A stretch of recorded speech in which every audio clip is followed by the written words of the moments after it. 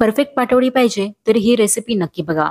एका ट्रिकनी आपण अगदी बेस्ट पाटवडी तयार करू शकतो. पितृपक्षाच्या पानामध्ये हमखास लावली जाते.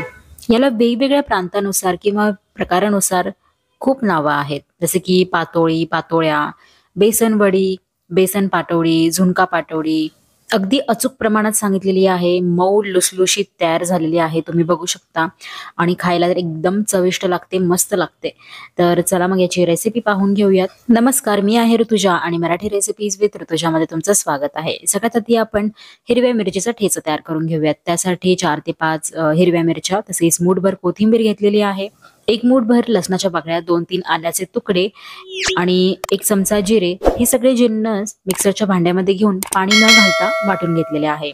म्हणजे आता आपल्याला इथे हिरव्या मिरचीचा ठेचा तयार करून घ्यायचा आहे.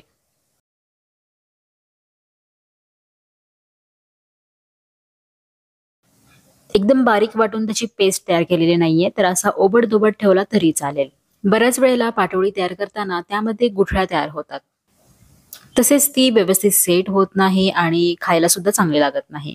तर हे अवॉइड करण्यासाठी आपण ना बेसन मागवून घालण्यापेक्षा आधीच पाण्यामध्ये भिजवून घ्यायचं आहे. तर इथे मी एका वाटक्यामध्ये 1 कप बेसन म्हणजे चणा डाळीचं पीठ घेतलेलं आहे. आता यामध्ये पाण्याचं प्रमाण अगदी अचूक लागतं. पाटवडी बनवताना 1 कप बेसन घेतलं असेल तर त्याला 1.5 कप पाणी लागतं. पण सध्या मी हे बॅटर तयार करताना 1च कप पाणी वापरणार आहे. पहिल्यांदा थोडं पाणी घातलेलं आहे, त्याच्या गुठळ्या मोडून घेतलेल्या आहेत. असं थोडं थोडं करत पाणी टाकायचं आहे आणि रनी कन्सिस्टन्सीचं बॅटर तयार करून घ्यायचं आहे. सध्या मी आता इथे 1 कप पाणी वापरलेलं आहे. असं हे बॅटर आधीच तयार करून ठेवलं ना की पाटोडी बनवताना त्यामध्ये गुठळ्या तयार होत नाहीत. त्यामुळे मिश्रण शिजवताना अगदी सोपे जाते. चला मग फोडणीची तयारी करूयात. पण त्याआधी पाटोडी ज्या प्लेटमध्ये तुम्ही सेट करत ठेवणार आहात त्याला थोडंसं तेल लावून घ्या, म्हणजे पाटोडी व्यवस्थित निघते. फोडणीमध्ये 2-3 चमचे तेल एका पॅनमध्ये घेतलेले आहेत. त्यामध्ये अर्धा चमचा जिरे आणि अर्धा चमचा मोहरी घेतलेली आहे. जिरे आणि मोहरी छान तडतडली, फुलली की यामध्ये पाव चमचा हिंग घातलेला आहे. हिंगाचा सुवास सुटलेला आहे. तर यामध्ये आपण जो हिरव्या मिरचीचा ठेचा बनवून ठेवलेला होता तो सगळाच घालायचा आहे. आता तुम्हाला पाटवडी कितपत तिखट पाहिजे त्यानुसार हिरव्या मिरचीचा वापर करू शकता. 2-3 मिनिटं हा ठेचा आपल्याला या फोडणीबरोबर परतवून घ्यायचा आहे. हलकासा याचा रंग बदलतो आणि जो कच्चा वास आहे तो पण गेलेला आहे. तर यामध्ये पाव चमचा हळद घातलेली आहे. ती पण छान अशी तेलावरती परतवून घेऊयात. मस्त असा खमंग सुवास सुटलेला आहे, त्यामुळे पाटोडी अगदी चविष्ट तयार होणार आहे. आता इथे मी अर्धा कप पाणी घातलेलं आहे. ज्या वाटीने किंवा ज्या कपने आपण बेसन घेतोय त्याच कपाने आपल्याला पाणी सुद्धा घ्यायचं आहे. टोटल आपण या रेसिपीमध्ये 1.5 कप पाणी वापरलेलं आहे. हे प्रमाण अगदी अचूक आहे आणि या अचूक प्रमाणात पाटोडी अगदी परफेक्ट तयार होते. यामध्ये चवीनुसार मीठ घालूयात. छान अशी उकळी आलेली आहे. तर एका हाताने आता बॅटर घालायचं तर दुसऱ्या हाताने हलवत राहायचं आहे, म्हणजे यामध्ये गुठळ्या तयार होणार नाहीत. गॅसची फ्लेम तुम्ही इथे मीडियम ठेवू शकता. एक सतत आपल्याला हे हलवत राहायचं आहे. मिश्रण हळूहळू घट्ट व्हायला लागतं.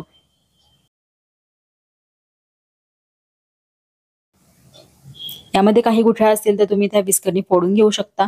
पण शक्यतो यामध्ये आपण पहिल्यांदा बॅटर तयार करून घेतलेलं होतं, त्यामुळे गुठळ्या तयार होत नाहीत. या ट्रिकने जर तुम्ही पाटोडी तयार केली ना तर एकदम परफेक्ट तयार होणार आहे. पाटोडी अजिबात फसत नाही आणि आपल्याला सेट पण व्यवस्थित करता येते. आता हे मिश्रण पॅनमध्ये थोडंसं साईडला केलंय आणि झाकण ठेवलंय. 5 ते 6 मिनिटं आपल्याला हे मिश्रण वाफ देऊन शिजवून घ्यायचं असतं. 1-2 मिनिटांनी झाकण उघडून तुम्ही हे मिश्रण मिक्स करून घेऊ शकता, म्हणजे पॅनला खाली लागणार नाही. 5 ते 6 मिनिटं मस्त अशी दणदणीत वाफ दिलेली आहे आणि तुम्ही बघू शकता की मिश्रण कसं घट्ट झालेलं आहे आणि हळूहळू ते पॅनला सोडत सुद्धा आहे. अशा वेळेला ही वडी आपण सेट करायला घेऊ शकतो. दुसरी ट्रिक म्हणजे हात थोडासा थंड पाण्यामध्ये भिजवून घ्यायचा आणि हे मिश्रण हाताने दाबून बघायचं. जर मिश्रण हाताला लागत असेल तर आणखीन थोडंसं वाफवण्याची गरज आहे.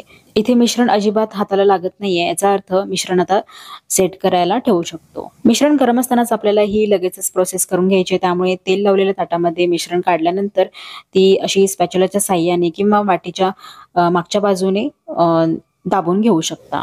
पसरवून प्लेन करून घेतल्यानंतर त्यावरती तुम्ही थोडेसे भाजलेले सफेद तीळ घाला. तसेच ओले खोबरे तसेच बारीक चिरलेली कोथिंबीर घातलेली आहे. यामुळे वडी दिसायला खूप सुंदर दिसते. तसेच याचा जो स्वाद आहे तो सुद्धा चांगला येतो. हलक्या हाताने थोडं-थोडं दाबून घ्यायचं. आता याच्या वड्या पाडण्यासाठी आपल्याला हे मिश्रण थंड करून घ्यावं लागेल. त्यासाठी अर्धा ते 1 तास साइडला ठेवायचं आणि मग याच्या वड्या पाडायला घ्यायच्या. उभे आणि तिरके कट्स मारून डायमंड शेपमध्ये वड्या तयार करून घेऊ शकता. थापताना पण ती आपण मध्यम अशी ठेवलेली होती. जास्त पातळ थापायची नाही किंवा एकदम जाड ठेवायची नाही.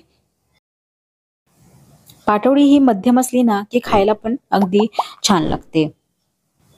तर बघा थंड झाल्यानंतर अगदी अलगद काढता येते. पाटवडी ही साधारण 5 ते 6 तास ही बाहेर आरामात टिकते आणि त्यानंतर त्याची आंबण्याची प्रोसेस सुरू होते. त्यामुळे जास्त वेळ बनवून ठेवू नका. जेव्हा तुम्हाला वडी पानाला लावायची असेल त्याच्या थोडंसं आधी करून ठेवा. एकदम लुसलुशीत आणि मऊ झालेली आहे तुम्ही बघू शकता आणि याचा जो कलर आहे ना, तो सुद्धा अगदी मस्त आलेला आहे. अगदी पहिल्याच प्रयत्नात कोणीही करेल अशी ही पाटवडीची रेसिपी आहे. आता पाटवडी ही आपली पारंपरिक महाराष्ट्रीयन रेसिपी आहे. तुम्ही ही चपाती, भाकरी बरोबर खाऊ शकता किंवा पाटवडी ही रस्स्यासोबत सुद्धा खाल्ली जाते. अगदी अचूक प्रमाणात मी तुम्हाला रेसिपी दिलेली आहे. त्यामुळे नक्की करून बघा. खूप छान तयार होते. आजची ही रेसिपी जरा सुद्धा आवडली असेल तर प्लीज एक व्हिडिओला लाईक द्या, चॅनलला सबस्क्राईब करा. भेटूयात आपण नवीन अशाच वेगवेगळ्या रेसिपींसोबत. तोपर्यंत मस्त राहा आणि काळजी घ्या.